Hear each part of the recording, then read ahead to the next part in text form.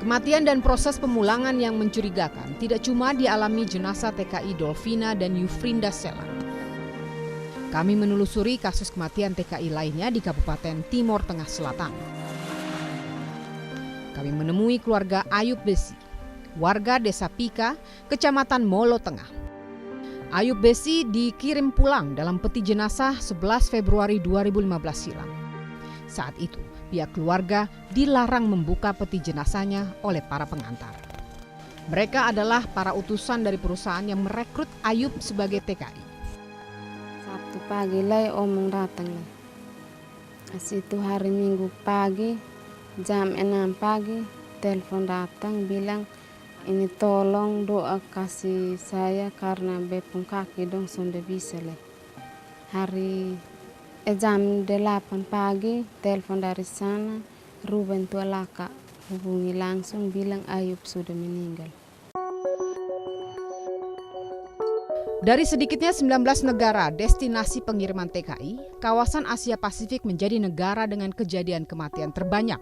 Kasusnya mencapai 72 orang dan Malaysia menempati peringkat pertama kasus kematian TKI mencapai 33 orang. Kemudian disusul oleh Taiwan dengan kasus kematian 22 orang.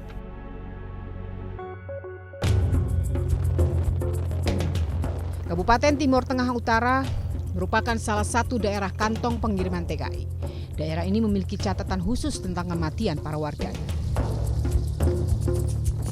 Ada dugaan kurang lebih sekitar 17 orang yang TKI atau TKW pulang dalam keadaan telah meninggal. Peti jenazahnya itu dilarang untuk dibuka oleh keluarga. Ini menyebar hampir di seluruh wilayah TTO dan tidak menutup kemungkinan bisa lebih dari itu. Persoalannya justru tipu-tipu berbau intimidasi, seringkali dilancarkan para perekrut TKI. Keluarga diperlakukan seolah tidak memiliki posisi tawar.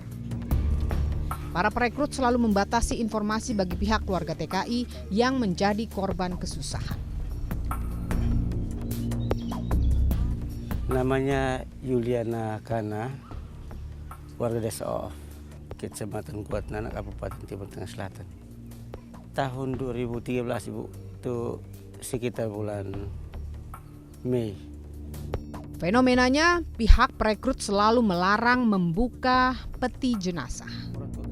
Mulai dari alasan berpenyakit menular hingga efek obat yang membahayakan. Ya, itu sampai di sini tidak boleh dibuka dulu. Tidak boleh buka. Tetapi permintaan keluarga, kami harus lihat jangan sampai kami kirim ke kami mayat orang lain. Supaya kami yakin kalau memang yang dalam peti itu adalah anak kami, biar buka. Tapi batasnya 15 menit, tidak boleh ini karena obat keras, katanya keras. Kami tidak sempat ke dalam karena takut obat. Jadi anak-anak yang di bawah umur tidak boleh dekat, Ibu. Inilah ironi di negeri ini. Negara besar dengan jumlah penduduk 255 juta jiwa lebih belum mampu melindungi sebagian warga pencari kerja di luar negeri. Ironisnya, gelombang pengiriman tenaga kerja terus dibuka seakan tidak terbendung.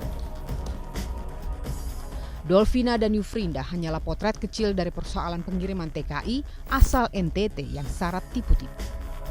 Mulai dari perekrutan hingga pengiriman. Kami tunjukkan betapa mengguritanya sindikat pengiriman TKI bisnis ilegal di NTT.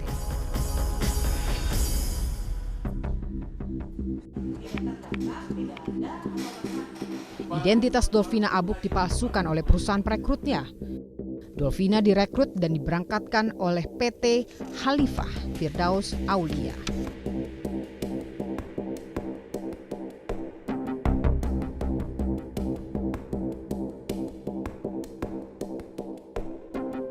Modus serupa juga terjadi pada Yufrinda Selan yang diduga berada di Malaysia sejak akhir tahun 2015 silam.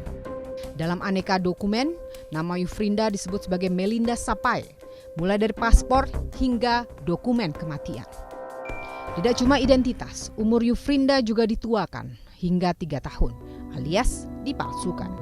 Pencatutan umur ini dilakukan lantaran saat diberangkatkan, Yufrinda masih di bawah umur, belum berusia 19 tahun. Pemalsuan dokumen atau pergantian ID card dari tenaga kerja ini untuk memotong sindikat jaringan trafficking ini menurut kami. Identitas TKW ini atau CTKW ini kemudian menjadi tidak dikenal, hilang.